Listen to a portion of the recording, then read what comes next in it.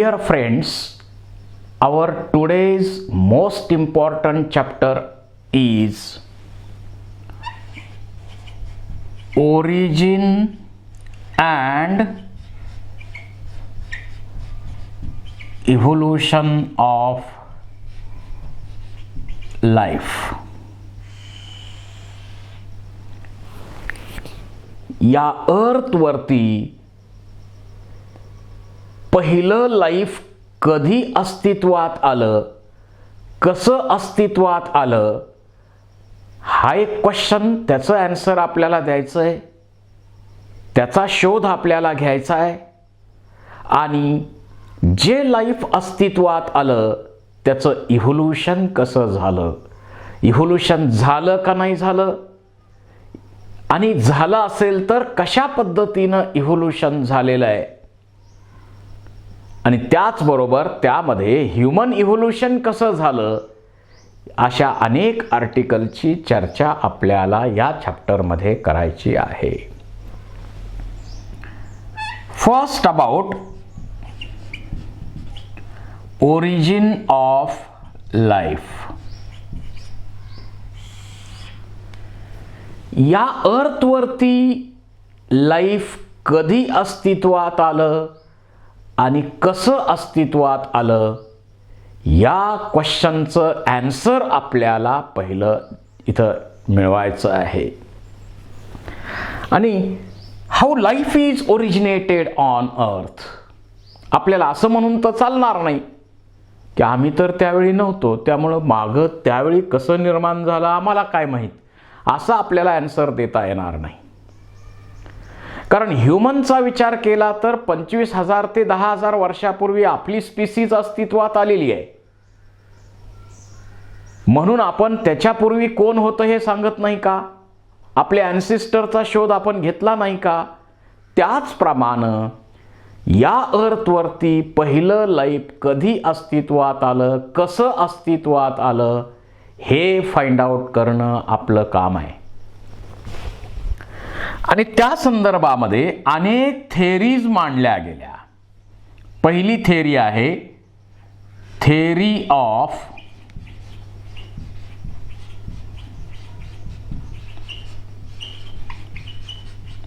Special creation.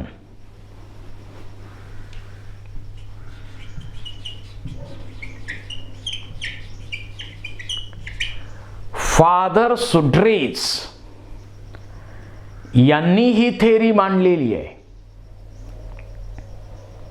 आणि यांच्या म्हणण्यानुसार, according to Father Suarez, the life on earth was created. It was created, not formed, not produced. It was created by super natural power God. या अर्थवरती जे life अस्तित्वात आलेलं आहे ते सुपर नॅचरल गॉडनी निर्माण केलेलं आहे. आणि त्याच्या संदर्भामध्ये बायबलमध्ये पण रेफरन्स मिळतो. बायबलमध्ये सुद्धा याचा रेफरन्स मिळतोय की लाईफ कधी अस्तित्वात आलं, किती काळात अस्तित्वात आलं. आणि त्यांनी त्यामध्ये एक रेफरन्स असाही दिला, पहिला ह्यूमन, पहिला मानव, त्याची एक जोडपं अस्तित्वात आलं, ॲडम आणि ईव. हे पहिलं जोडपं अस्तित्वात आलं. आणि मग त्यांच्या पुढच्या पिढ्या, पुढच्या पिढ्या, पुढच्या पिढच्या, पुढच्या पुढच्या पिढ्या, अशा प्रकारे आपल्या सर्व मानव जातींचे पूर्वज ॲडम आणि ईव असले पाहिजेत असं आपल्याला बायबल सांगतं. इंडियन लिटरेचर आपल्याला काय सांगतं? इंडियन लिटरेचर जे आहे त्याच्यामध्ये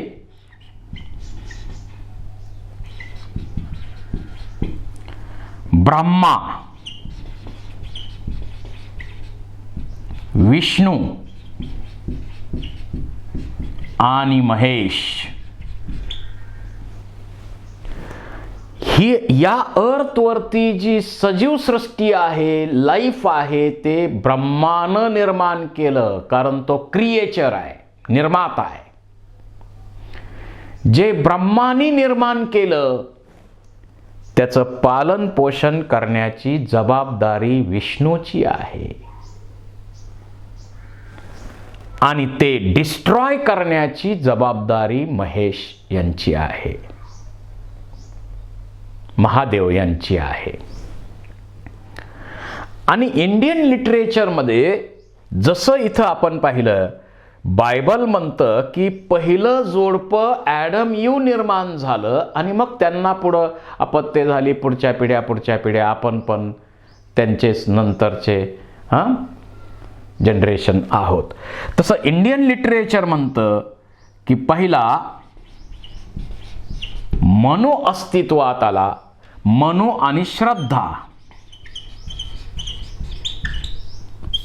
हे जोडपं अस्तित्वात आलं आणि या जोडप्याला मग पुढच्या पिढ्या आपल्या सगळ्यांचे पूर्वज पहिलं जोडपं इंडियन लिटरेचरनुसार मनु आणि श्रद्धा आहेत असं म्हटलं जातं. तर हे सगळं मायथॉलॉजिकल आहे, याला सायंटिफिक कुठंही एव्हिडन्स नाही. What is God? Who is God? याचं आन्सर किंवा याचे एव्हिडन्स आपण देऊ शकत नाही. याला कुठलाही पुरावा आपण देऊ शकत नाही. तसे तर आपण सर्वजण गॉड या मूळ संकल्पनेपासून फार दूर आहोत. Because nature itself acts as a God. कारण आपल्याला सर्व काही देतो तो कोण आहे? निसर्ग आहे. निसर्ग हाच खरा देव आहे. परंतु निसर्गाचा ऱ्हास कसा होईल याच्यावर आपलं लक्ष आता जास्त, स्पर्धेमुळं त्याच्यावर लक्ष जास्त आहे. Nature itself acts as a God, but this theory does not give any ample proof, so it is mythological and discarded. ही मान्य करता येणार नाही थेरी. त्यानंतर सेकंड थेरी मांडली गेली, theory of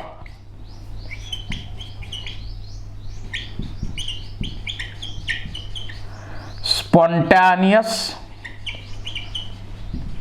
generation or abiogenesis.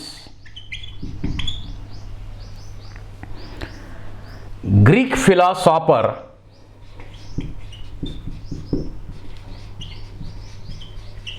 Anaximander यांनी ही थेरी मांडली आणि त्याला अनेकांनी पुढे सपोर्ट केला. Life is formed from non living matter. तसा विचार केला. आता आपल्या बॉडीमध्ये विचार करा, बॉडीमध्ये ऑर्गन्स आहेत, ऑर्गन्समध्ये समजा टिश्यू आहेत, सेल आहेत, परंतु सेलचं केमिकल कंपोजिशन पाहिलं तर वॉटर, मिनरल, गॅसेस हे इनऑर्गॅनिक आणि त्याचबरोबर ऑर्गॅनिक कंपाऊंड. मला सांगा, वॉटर लिव्हिंग आहे का? नाही. गॅसेस लिव्हिंग आहेत का? नाही. मिनरल्स लिव्हिंग आहेत का? नाही.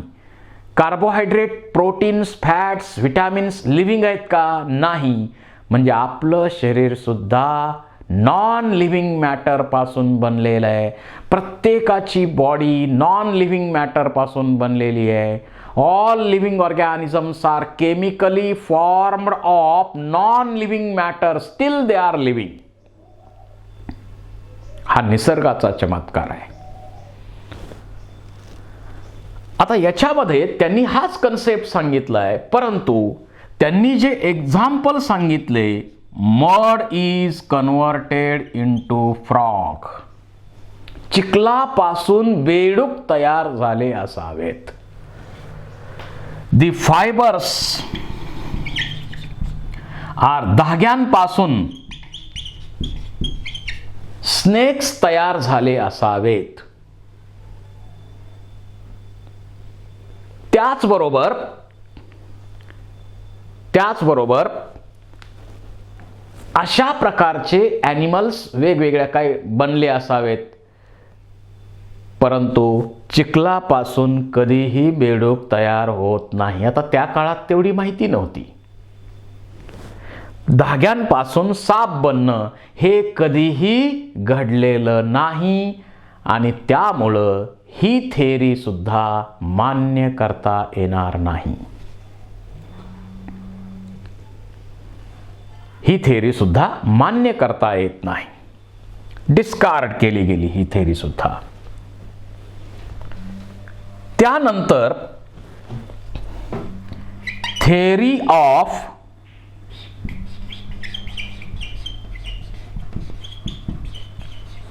Biogenesis. Theory of biogenesis. New organisms are formed from pre-existing one. Naveen organisms पूर्वीच्या ऑर्गॅनिझम पासून बनतात. New life is formed from pre existing one. This is the theory of biogenesis. आणि याच्यासाठी एक्सपेरिमेंट केले गेले. रेड्डी या सायंटिस्टनं एक्सपेरिमेंट केला. यांनी काय केलं,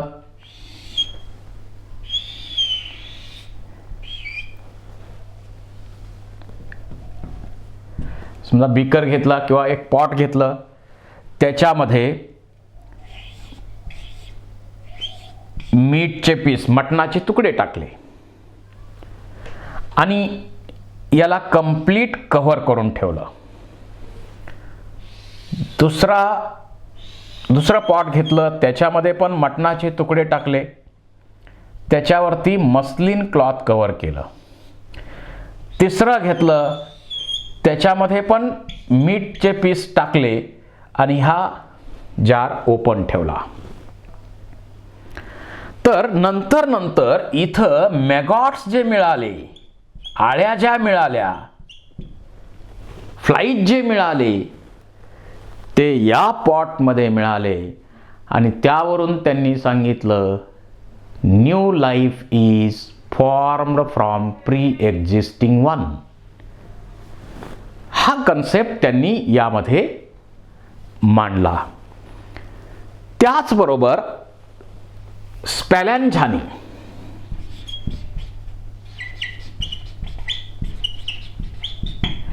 यांनी सुद्धा अशाच प्रकारचा एक्सपेरिमेंट केला आणि मॅगॉट्स बनलेले आढळले आणि त्यांनी सुद्धा हेच सांगितलं new life is formed from pre existing one. त्याचबरोबर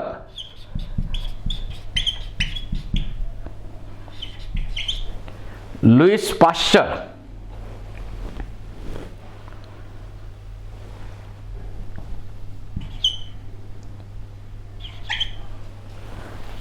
यांनी एक फ्लास्क घेतला. त्या फ्लास्कमध्ये ईस्ट हा मायक्रो ऑर्गॅनिझम घेतला, बाकीचे कंटेंट त्यामध्ये ॲड केले आणि याला असं ही ट्यूब जी आहे ती अशी बेंड केली आणि याला हीट केलं. हीट केल्यानंतर बराच काळ त्याला हीट केल्यानंतर इथं ऑब्झर्व केलं तर कुठल्याही प्रकारचं लाईफ अस्तित्वात आलं नाही. यामध्ये कुठल्याही प्रकारचं लाईफ अस्तित्वात आलं नाही. आणि पुन्हा त्याच्यानंतरच्या एक्सपेरिमेंटमध्ये त्यांनी काय केलं, ही ट्यूब नाही, हे असं ओपन ठेवलं आणि त्याच्यानंतर पाहिलं तर ओपन ठेवल्यानंतर यामध्ये लाईफ निर्माण झालं. याचा अर्थ new individuals or new life is formed from pre existing one, अशा प्रकारचं यांचंही म्हणणं आहे. पण यांनी इतके एक्सपेरिमेंट केले, एवढे एव्हिडन्स दिले, परंतु आपला क्वेश्चन तो नाहीच आहे. नवीन ऑर्गॅनिझम पूर्वीच्या ऑर्गॅनिझम पासून बनतात हा आपला क्वेश्चन नव्हताच. Our question is how first life is originated. पहिलं लाईफ कसं अस्तित्वात आलं हा आपला प्रश्न आहे आणि त्या क्वेश्चनचं आन्सर ही थेरी देऊ शकत नाही. ही थेरी त्याचं आन्सर देऊ शकत नाही. त्यामुळं ही पण थेरी मान्य करता येणार नाही. फोर्थ, कॉस्मोझोइक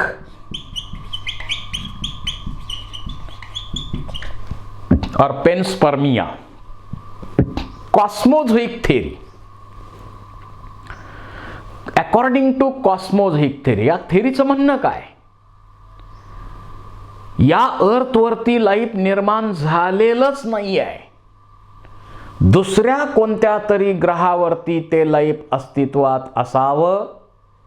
त्याच्याबरोबर स्पोर्स वगैरे जे आहेत ते काही उल्का किंवा काही असे जे आहेत ते त्याच्याबरोबर आपल्या अर्थवरती आलं असावं. दुसऱ्या ग्रहावरचं लाईफ आपल्या ग्रहावरती स्पोरच्या फॉर्ममध्ये आलं असावं आणि मग त्याच्यापासून पुढचे सगळे ऑर्गॅनिझम बनले असावेत. अशा प्रकारचा कन्सेप्ट हे कॉस्मोझोइक थेरीचा आहे. परंतु दुसऱ्या ग्रहावर लाईफ अस्तित्वात आहे की नाही, आपण एवढं मोठं संशोधन करतोय परंतु अजून दुसऱ्या ग्रहावर लाईफ आहे की नाही ह्याचा शोधच लागलेला नाही. त्यामुळं ही थेरी सुद्धा आपण मान्य करू शकत नाही. So all these theories do not gives any evidence. Ample proof कुठला देऊ शकत नाहीत. So all these theories are of historical value only. इतिहास जमा या सगळ्या थेरी आहेत. आणि मग याच्यामध्ये सर्वमान्य होणारी वाईडली ॲक्सेप्टेड थेरी जी आहे ती केमिकल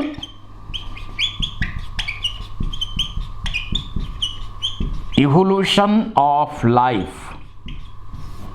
ही थेरी अलेक्झांडर ओपॅरिन आणि हाल्डेन या सायंटिस्टनी मांडली आणि ती थेरी मात्र आपल्याला मान्य सध्या तरी करावी लागते.